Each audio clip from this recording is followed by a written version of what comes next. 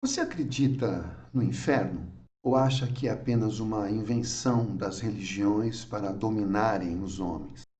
Na sua opinião, a morte é o fim de tudo? Os homens maus e corruptos ficarão totalmente impunes na eternidade?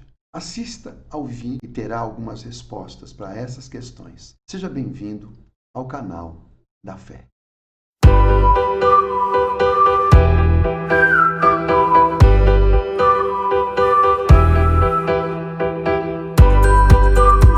Olá, tudo bem?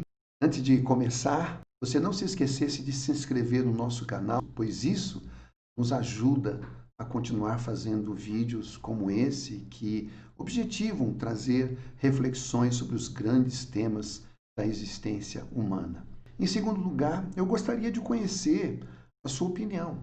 Se você é uma pessoa que acredita no inferno ou não, por favor, poste os seus comentários logo abaixo para a gente conhecer o que você pensa a respeito, tá bom? Bom, vamos lá.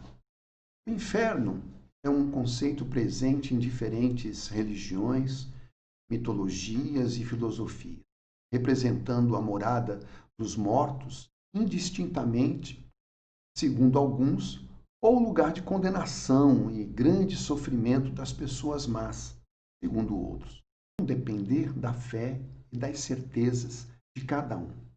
Veja, se o inferno não existir, ninguém vai poder voltar para contar como é lá do outro lado, pois já estará morto.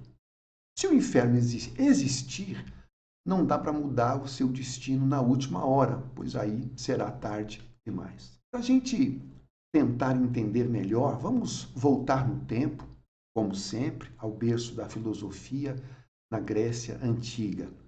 Ali foi onde os maiores filósofos da antiguidade debateram sobre os principais temas que sempre povoou a imaginação da humanidade.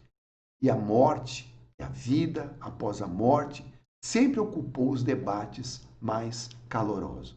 Segundo a mitologia grega, quando os homens morriam, a sua alma ia para um lugar chamado o Reino de Hades. Hades foi um dos principais deuses da mitologia grega, dominador do mundo inferior ou a terra dos mortos. Todos que morriam ficavam debaixo do seu controle. O Hades era um reino invisível aos vivos e foi criado exclusivamente para os mortos. Nesse local, as almas passariam por um julgamento, onde o seu destino final seria decidido e seria conduzido a 3 lugares distintos. O primeiro lugar seria o que eles chamavam de os Campos Elíseos, que era o lugar para onde iam os homens virtuosos, as almas boas, onde eles repousavam dignamente após a morte, rodeados por paisagens verdes e floridas, dançando e se divertindo noite e dia. O segundo lugar que eles poderiam ser levados era chamado de Campo de Asfódelos. Nesse lugar ficam vagando todas as almas que, depois de seu julgamento, não forem consideradas nem más e nem boas, mas simplesmente irrelevantes. E o terceiro lugar, que era chamado de Tártaro, para onde iam as pessoas más, os homens maus. Os gregos, eles buscavam, de maneira geral, levar uma vida gloriosa e honrosa, pois acreditavam que era para o Hades que todas as almas seguiriam após a morte. Durante séculos, versões mitológicas como essa dominaram o mundo antigo, da Grécia a Roma. Isso começou a mudar com o surgimento dos filósofos gregos. Sócrates, um dos maiores filósofos gregos, foi um pensador único e distinto de todos os seus contemporâneos. Ele defendia, já naquela época, a imortalidade da alma. Assim, na visão de Sócrates, somente os que exercem a virtude nada teriam a temer da vida, que continuaria depois da morte. Quanto àqueles que cultivavam os vícios, as maldades, colheriam do outro lado o que plantaram durante a existência. Para Platão, que foi um discípulo de Sócrates, um filósofo não deveria se abalar com a ideia da morte. Ao contrário, deveria até desejá-la. Para ele, a morte seria uma etapa do acesso à sabedoria pura, pois é através dela, ou seja, a morte, que a alma e o corpo se separam. É importante que a alma se liberte do corpo, porque o corpo é o seu cárcere. Resumindo, geralmente o medo da morte, ao longo da história, foi o grande gerador de grande parte das filosofias e das religiões. A filosofia, no ensejo de desmistificar a ideia da vida além túmulo ou do medo da morte, procurava uma forma de pensar que tornaria o homem livre para viver da forma que ele bem entendesse. Já grande parte das religiões, indo na direção oposta, sempre ensinaram que existe sim vida após a morte. E, portanto, o homem é responsável por suas ações e que essas ações trarão no futuro as suas consequências. Pensando por ora na filosofia, esse caminho desagou numa doutrina filosófica chamada niilismo. Alguns filósofos modernos que você deve conhecer, como Schopenhauer, Nietzsche, Heidegger e outros, são considerados filósofos niilistas. Mas o que é o niilismo? Bom, o niilismo surge tentando exatamente negar todas as doutrinas religiosas e políticas que interferem na nossa vida e nas nossas escolhas. São conhecidos por terem uma visão mais radical e cética do mundo, englobando também a morte nessa concepção. De acordo com o niilismo, a existência do homem não possui qualquer finalidade ou sentido. E por isso, não devemos procurar um propósito para a nossa existência. Portanto, para eles, a morte é o fim. Nesse sentido, Sócrates e Platão e outros da filosofia grega são considerados filósofos não nihilistas, porque eles acreditavam na vida após a morte e na imortalidade da alma. Bom, agora pensando do ponto de vista da religião, e temos de falar particularmente do cristianismo, que tem como escopo da sua cosmovisão a Bíblia Sagrada. Vamos nos ater primeiramente na parte mais antiga da Bíblia, que é o Antigo Testamento, que contém 39 livros que foram escritos por diversos autores diferentes, num período de aproximadamente 2000 anos. Ele não foi escrito por uma única pessoa.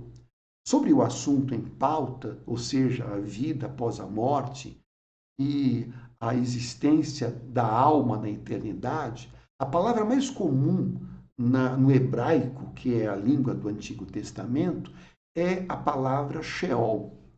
Essa palavra aparece cerca de 65 vezes nesses livros do Antigo Testamento. Sheol é a sepultura ou morada de todos os mortos, indistintamente. De acordo com o pensamento dos israelitas antigos, é um abismo escuro e silencioso, situado nas profundezas da terra, para onde todas as pessoas iriam depois de morrer. Nós vemos nas páginas do Antigo Testamento, por exemplo, momentos como o dilúvio, a destruição de Sodoma e Gomorra, as pragas ali no Egito, o cruzamento do Mar Vermelho, que mostram que Deus pune severamente o pecado. Temos um livro que é o chamado livro do profeta Daniel, que fala de uma forma mais clara sobre os destinos finais dos homens. E o texto diz assim: e muitos dos que dormem no pó da terra ressuscitarão, uns para a vida eterna e outros para a vergonha e o desprezo eterno. Há dois destinos separados para crentes incrédulos: vergonha eterna e bênção eterna. Bom, passando agora para o Novo Testamento. Já no Novo Testamento, a revelação desta dimensão dos mortos e, consequentemente, do inferno, começa a ter maiores detalhes, maiores informações. Mas temos de saber separar as imaginações dos homens ao longo da história sobre o inferno, como aquela ideia, por exemplo, de um lugar cheio de fogo, repleto de demônios, com seus tridentes espetando as pessoas, fervendo as pessoas dentro dos seus caldeirões, né? É uma ideia muito propalada na Idade Média e muito referenciada na chamada Divina Comédia de Dante Alighieri, né? A viagem de Dante é uma alegoria através do que é essencialmente o conceito medieval do inferno.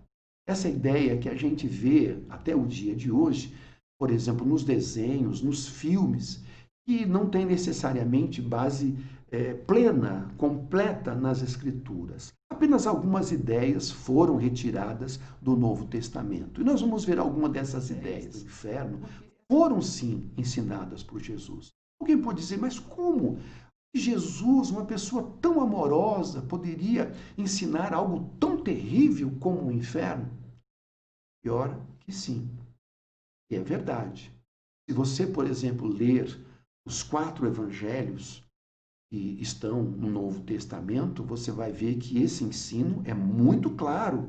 Eu quero chamar a sua atenção para algum destes ensinos e as diversas expressões que Jesus utilizou para falar dessa doutrina do inferno, provando que para Jesus Cristo, pelo menos, o inferno era uma realidade e não apenas uma metáfora. A expressão que eu quero chamar a sua atenção de João, capítulo 5, verso 28, que ele disse o seguinte aos seus discípulos: não vos maravilheis disto, porque vem a hora em que todos os que se acham nos túmulos ouvirão a sua voz e sairão. Os que tiverem feito bem irão para a ressurreição da vida, e os que tiverem feito mal para a ressurreição do juízo. Aqui ele está falando sobre um outro grande tema, que é o juízo final. As pessoas que morreram, todas as pessoas que morreram serão um dia ressuscitadas para participarem do que a Bíblia chama de o grande juízo, o juízo final. E ele disse: irão alguns para o castigo eterno, porém os justos para a vida eterna. Ele usa a expressão castigo eterno. Está em Lucas 16. Diz assim: no inferno, estando em tormentos, levantou os olhos e viu ao longe a Abraão e Lázaro no seu seio. E chama o inferno de lugar de tormentos. Mas acho que esses são suficientes para nós termos uma ideia, pelo menos, do que Jesus ensinou sobre o inferno. Veja que para ele o inferno é uma realidade. E é por isso que aqueles que acreditam que a Bíblia é a palavra de Deus não têm como duvidar da existência do inferno. Concluindo, provavelmente alguns, ao assistirem esse vídeo, podem simplesmente ignorar e chamar de delírio religioso ou de tolice de gente ignorante e sem instrução.